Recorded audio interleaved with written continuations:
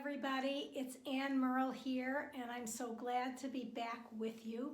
It's now mid-February, and I was actually planning to be back with you in mid-January. So what happened? I thought I would tell you my story and a couple things I've learned along this most recent journey, and just say I'm glad to be back, and I've learned a few things that I want to share, and I'll continue posting for you guys and blogging as we go along. Well, okay, first, what happened? Many of you know when I last wrote to you in December that I was heading off with my husband Bob for a skiing trip and a family visit in Denver, Colorado, and in the mountains. We had planned to visit one son and his wife in Beaver Creek because they were coming back to Chicago, actually, long story. And then we went across the mountains to Granby, Winter Park area to meet with other son and family. And we had gotten to Granby, and Bob and my son Phil were skiing, and I was in the condo packing up my Bright Line lunches for whatever we were going to do that day. Irina was upstairs, my precious daughter-in-law, and Max was running around playing.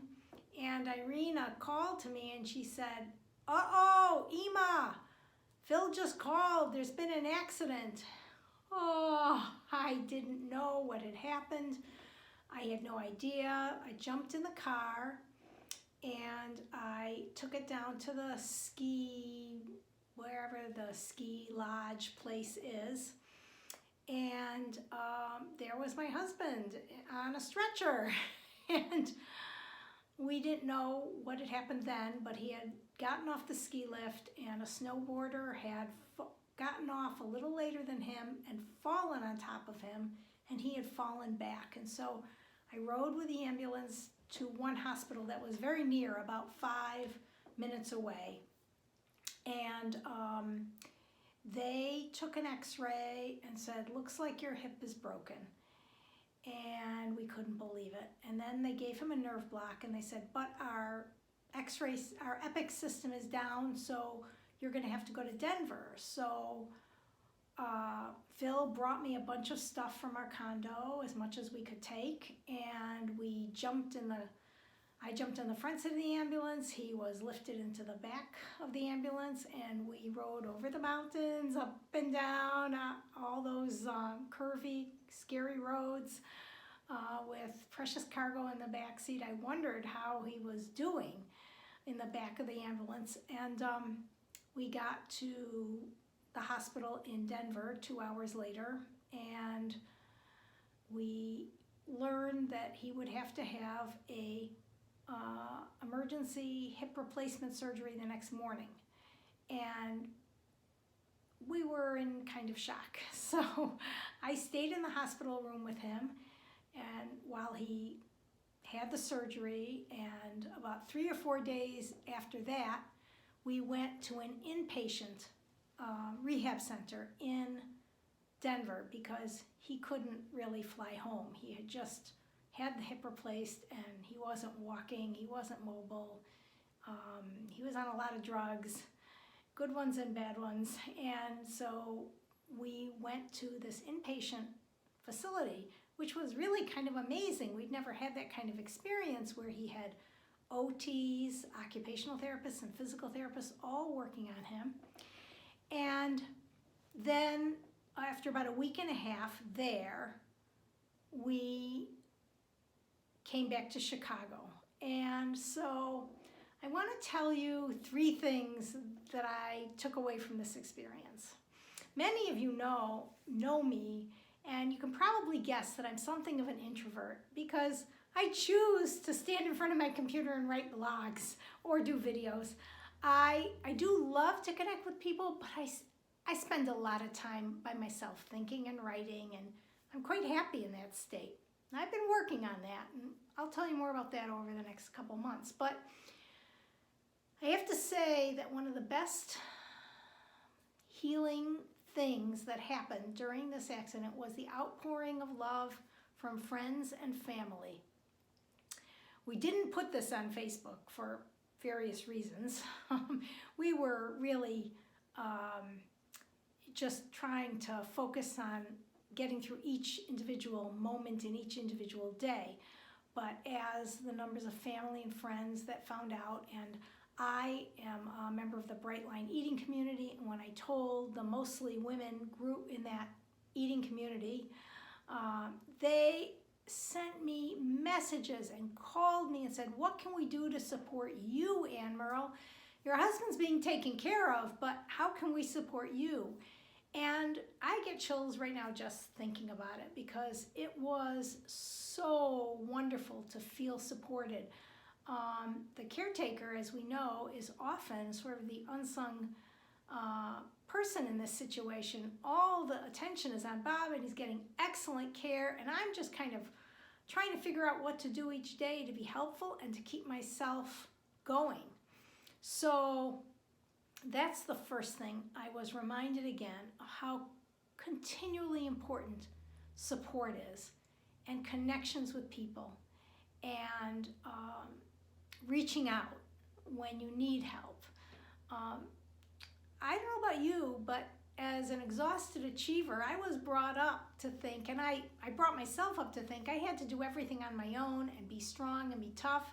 So once again, this exhausted achiever learned how to kind of fall back into being held by others. And that was pretty amazing. So that's the first thing I learned. But I still had a lot of sort of mind-body work to do. I was sleeping to keep myself awake, alert, to stay with my eating plan and not start eating you know what, to just because the situation was uncomfortable. I wanted to and had to wake up at 5 in the morning to talk to the doctors that came through on their rounds. I was pretty much managing visitors and connections for Bob, and so I had to be strong and capable. And so I used 2 techniques that were especially helpful, and I want to share them with you now. The first one is every morning or when I had free time, I did head massages. And you know, so much happens up here. It's scary. So much happens up here, and I get tense. I get tense in my jaw, my neck and shoulders get tense. So I'm going to show you a few of the things I did, and also in my courses list, I do have a complete head massage. You can own it and do it every day. I found this to be so helpful. So let me just, of course you can just do it with me here and do any part of it that you want. But I would start by just rubbing my hands through my hair a couple times, and then these are kind of a mashup. I sort of pull the skin apart as I go back through my head. I do that about 3 times. Then I run my fingers over my eyebrows, and I massage my ears, and I tap my cheeks, and I put my fingers on either side of my nose and massage my sinuses. I relax my jaw. Let me see if I can show you this sideways. This one's a little tough to get used to, but you're just trying to let your jaw flap.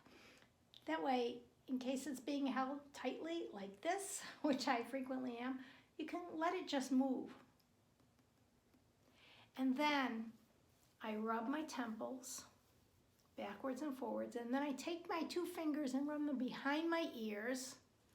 I press up into this little pocket under my ears, which gets to the vagus nerve, and that helps your whole system relax. And then I grab my shoulders and I take my traps and I bring them forward, and I turn my head from side to side. Sometimes I get the most wonderful little chiropractic adjustment. And then I make 3 hearts, which signifies to me to connect my head to my heart. So that's a little quick piece, a couple pieces of head massage, and anything you do up here is good. The other thing I sometimes do is just rub the pieces of my head around, just a little light massage and gentle. The other thing I would do before I went to bed and when I woke up in the morning is a version of alternate nostril breathing, which you might have done in a yoga class, but this is left nostril breathing, and it's especially helpful to calm down.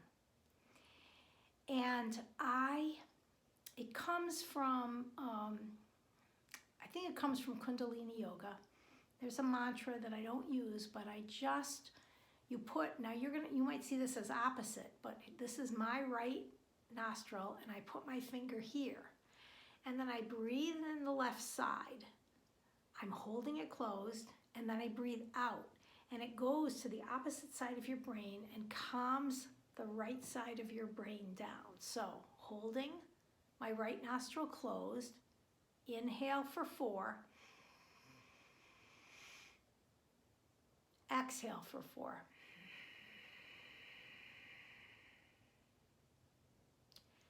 You continually hold this nostril closed, so I'm going to do 3 more just like this.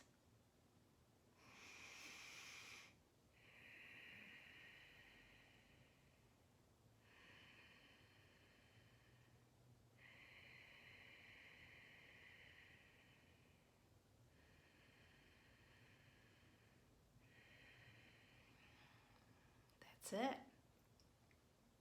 I feel calmer already. Give it a try. You can do anywhere from 10 inhales and exhales to maybe 20, not too many, and see how you feel. You know, I appreciate breathing work. I find it, for me, it's so much more effective than the sort of meditation where you're clearing thoughts out of your head, because those thoughts never want to go. They just won't stop. They like to come in and get close and hug. So when I focus on my breathing, I'm using that as a focus, and I find the breath a tremendously powerful tool to help you tone your vagus nerve, which helps you to calm and achieve that sense of rest and digest, and take you out of the crazy fight or flight syndrome that we get into every day. But if you're fierce over 50 like me, you've been holding on to it for years, from one emergency to the next. And so I find breathing to be a hugely effective tool in helping me stay centered and calm and living peacefully in my mind and my body. So that's it. I'm so glad I finally got the courage to get my camera out and tell you what was going on with me. So that's been a pretty exciting start of my new year and Bob's new year. He is doing fine, by the way. This is about a month and a half after surgery, and he's been going to PT, and he's off the walker and only using a cane sometimes, and just pretty cautious about going out in the snow and ice. But he's having a great recovery, and he's happy with his brand new hip. So I guess my question for you is, what is this year going to look like for you? I'll try and ask some questions underneath, or I'll ask them here and you can write back to me. What are you struggling with this year? What would you like me to write about and think about? I have some ideas. I'd like to tell you more about my Bright Line eating program, which you probably, I don't know if you can tell, but I've lost about 22 pounds at the last thing, and I'm so happy, so well fed, so connected to this whole group of women who are doing this amazing thing. I'd like to talk more about breathing work. I'd like to do more with self-massage, because all of that, getting that tension out of your muscles and fascia is crucial to this whole vagal tone, bringing ourselves into rest and digest process. And of course, I had my balls with me and I used them pretty regularly, daily, during this whole adventure. What are you struggling with? What would you like to know more about? Between the two of us, we can figure out a lot of great stuff to ride us through this next year and this next decade. So thanks for being with me. I love you guys. I'm so glad to be back. Bye-bye.